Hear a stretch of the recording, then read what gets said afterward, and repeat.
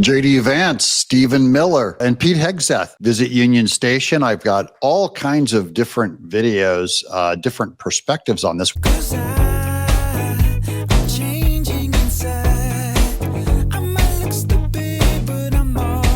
Welcome to Doug In Exile. This is where the happy patriots are. Part of why we're happy is Trump is making the positive case in Washington, D.C. that the government doesn't have to sit by and let crime, filth, the homeless, all of the excuses the Democrats gave. It shows that they are not capable of managing anything. You do not want Democrats managing your military. You don't want them anywhere near leadership in your country. I don't care that they exist walking around in the public. People are allowed to be lost and wrong, but you don't want them in leadership. Here's my case. Here's J.D. Vance visiting the troops.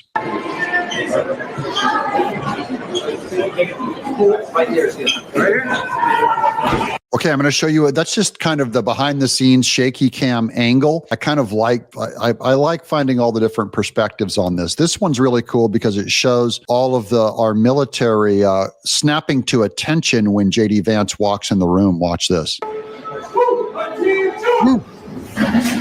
Ow, snap to attention. Hey guys, Eddie's. Eddie's. So, we decided to bring the Secretary of Defense and Stephen Miller, great guys. We appreciate everything that you're doing. So, you guys bust your ass all day, we give you a hamburger. Not a fair. You guys bust your ass all day, we give you hamburger. He's passing out food to them. They brought a big box of food, which is one of Trump's favorite things to do. This one has a little better sound on it, the small clip here. Entire world. Let's free Washington, D.C. so that young families can walk around and feel safe and secure. That's what we're trying to free D.C. from. And as Stephen said, it's kind of bizarre that we have a bunch of old, primarily white people who are out there protesting the policies that keep people safe when they've never felt danger in their entire lives. Old white liberals are outside protesting, going nuts over them coming and thanking the soldiers in D.C. And this is why the Democrat Party has nothing to run on. That's the big news of the week. The Democrats have nothing. Even Democrats, Joe Scarborough, they're concluding, they're going, we've got nothing we're running. They're the pro-crime party. This is a weird cult. If anything, here's Stephen Miller on Fox. The Democrat Party is an extremist organization, Sean. It's not a political party in any normal sense of the word. A political party represents Americans. It represents law-abiding citizens. All you see all day long are crazy Democrats screeching on TV on behalf of foreign terrorists, hardened criminals, and violent illegal aliens. A political party exclusively dedicated to protecting terrorists, criminals, gangbangers, and murderers. Yeah, run on that, guys. Run on that in 2026. And then I'm just going to find this one. That's what they become. These sanctuary city mayors, DOJ's been very clear. They had a deadline and they violated it. They had a deadline to comply with federal law and hand over the criminal illegal aliens in their custody, the child rapists, the child predators, the drug traffickers, the human traffickers. The sanctuary cities, like Boston, refused to turn over these menacing threats to public safety. And so now they face not only revocation of funds, not only the loss of taxpayer support, but also potential criminal charges for harboring and smuggling. This is as real as it gets, Sean. The Department of Justice laid out to these mayors how they were breaking our laws, and they refused to change their policy, and Attorney General Bondi is going to see this thing through to the end. I love hearing Pam Bondi's name. Makes me feel more secure already. Why wouldn't Democrats turn over a child predator, an illegal alien child predator? I don't get it. Now, for those of you who don't believe me, here's the biggest one from John Solomon. Breaking, worst of the worst. ICE arrests a violent illegal with 38 arrests and 15 previous convictions. Why is this illegal here? There's one answer. Democrats. He wouldn't be here. You guys, you're nuts if you vote for these people. Here's a clip from our pal Devery Darkins on Kash Patel with this exclusive report of FBI's newest target being violent crime instead of tech crime. Of according to our MSNBC exclusive reporting. His priorities are raising concerns in and out of the Bureau that with a new focus on violent crime, other FBI priorities like national security, white-collar fraud, and cybercrime could get less attention. This is how MSNBC, I'm just reporting this news. I'm showing you how MSNBC does it. This is them saying that because Kash Patel is refocusing the FBI on violent crime, that there's internal FBI people going, whoa, this is bad. You got to stay on corporate crime, white collar crime, cyber crime with China. They're trying to get you scared that they're doing something about violent criminals all around America. MSNBC Justice and Intelligence correspondent Ken Delanian joins us now. Ken, what are your FBI sources telling you about how this change could impact Americans and what they expect from the FBI? Well, Ali, they're concerned that what has been the FBI's number one mission since 9/11, which is preventing a terrorist attack on the United States, that is falling by the wayside amid this rhetoric. You heard him say, let cops be cops. FBI agents are not generally cops. They don't consider themselves cops.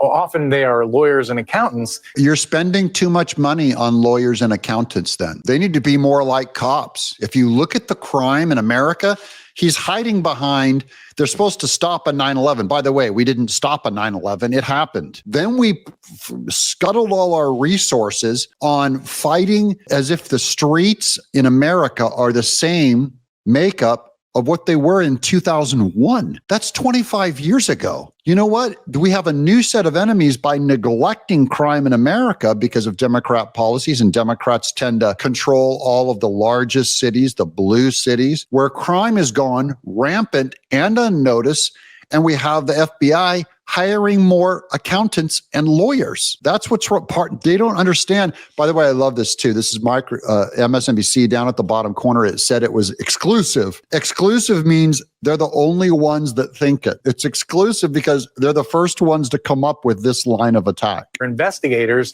and they do work on violent crime, but their priorities for generations, they've had other priorities ahead of that, including for generations. Yeah. I just want to know, how are the results of generations of focusing on white collar crime instead of violent street crime? How's that been working for the FBI's results? the national security priorities, not only stopping terrorist attacks, but fighting, for example, Chinese espionage, cyber crime. And then there's the whole gamut of sort of white collar crime, public corruption, fraud. All of that now is getting less attention because Patel has essentially made a series of changes where he's ordering that all agents be spending some time on violent crime. You know what else the FBI has been working on and getting really good at with those lawyers and accountants? They're really good at creating and endorsing the Russia hoax. That's what they've been busy doing. MSNBC won't report on that. Only the number one news story, which is why MSNBC is going to crater into the ground. MSNOW, they call themselves now. We call them MS-NO. As well as immigration enforcement. Last week, there was a call in which it was announced that all FBI agents would be equipped with tasers. Now, that sounds like no big deal because a lot of police officers have tasers, but that is not what FBI agents do. They don't patrol the streets, right? And so that sent a message to a lot of my sources. Wow, things are really changing here and not for the good. Well, things are really changing there and not for the good. Anyone in my audience think it's bad to give an FBI member a taser? Everyone pile in the comments below and tell MSNBC what you think of giving every member of the FBI a taser. Of course, it doesn't occur to MSNBC that FBI cops could be the victim of crimes themselves with Democrat violent protesters. Maybe it's a good idea to give every FBI member a taser, given there's Democrats around. Never put an X next to a Democrat. Here's one from our buddies at Breitbart News. Ken Martin, chairman of the DNC, head of the DNC, says the Democrats are, quote, the only party that's playing by the rules. Well, that would be the first time, and they have to abandon all norms to resist Trump. What about norms of nonviolence, DNC? They go, we're bringing a bazooka to a knife fight. That's their normal call to violence. The Democrats should shut the government down if the president continues to use the Justice Department to go after his enemies, or if he keeps National Guard troops in the streets. Yes, you have a fascist in the White House, and that requires us. We cannot be the only one playing by the rules with the hand tied behind our backs. That old playbook, the norms that used to have guardrails on our democracy and protect all of us in this country, that doesn't exist anymore. Thank God. The Democrat guardrails, the Democrat two-tiered justice system, I'll translate for you. The two-tiered justice system is going away. We're starting to fight the Democrats and fight their corrupt system that past Republicans never touched, guys, for 20 years. And it's about time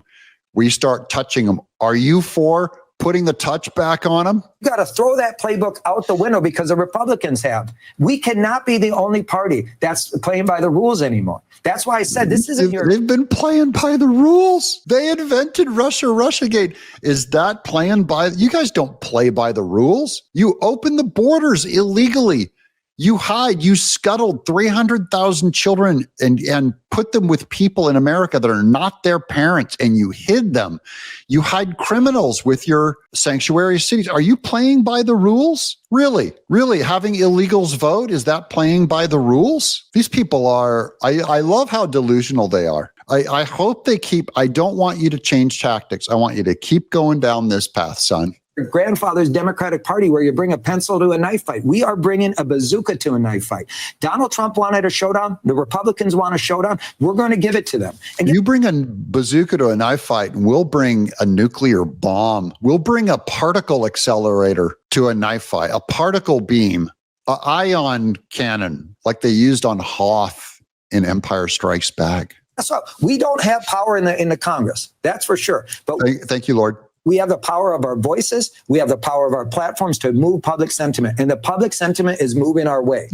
But we could show you poll after poll. Democrats are less popular than AIDS right now. Your voice, the more you guys speak, the less popular you are. Again, keep going, buddy. Good plan. Look at that hysterical look. Look at his bulbing.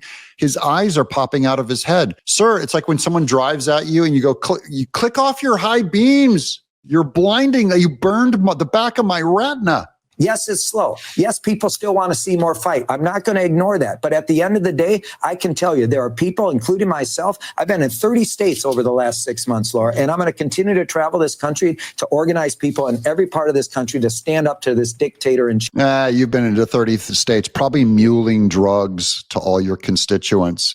But wait, Trump isn't just affecting D.C. He has now reestablished himself as not just America's leader, the world leader. It's very important to remember that before President Trump's landslide victory last November, there was no end in sight to this bloodshed. Now there may finally be light at the end of the tunnel and an opportunity for lasting peace. That's because President Trump is the peace president and American leadership is back on the world stage. It should not be lost on anyone in this room that world leaders are coming right here to Washington, D.C. for help. While previous presidents have traveled halfway around the world to apologize for America, President Trump stands up for America, and he has firmly restored America's status as the undisputed leader of the free world. Undisputed leader. It's not in dispute anymore. Where's my proof? This is an amazing clip. You're not going to believe this one. Russian people showing support for America amid peace talks. This is in Russia. I'm going to come down here in the corner. Hammer and sickle, communist Russia. Watch them waving their American flags. Look at all the American flags in the audience.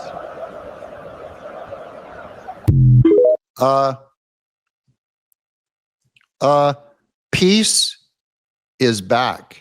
You can't tell me Trump's not influencing communist China with branding, with pro-American message, that he's not dominating the free world. Here's the last little picture I got for you. This is last night at the command center. AG Pam Bondi met Red, one of the U.S. Marshals HQ K9 units working to make D.C. safe again. We have even, look at the little dog. Look at the dog. How beautiful is that? She's taking a selfie with the dog. That is, America is being fixed. America is being healed. We're dominant around the world, and we're at least taking over and straightening out D.C., which should be inspiration for all other blue cities to straighten out their crime. This is incredible good news. The Democrat brand is not just in the toilet. They've been flushed. They've gone down all the pipes, gone out into the sewer. They're on their way to the water treatment plant. Maybe they'll change their brand when they go through the treatment that removes all the poo from their messages. I doubt it.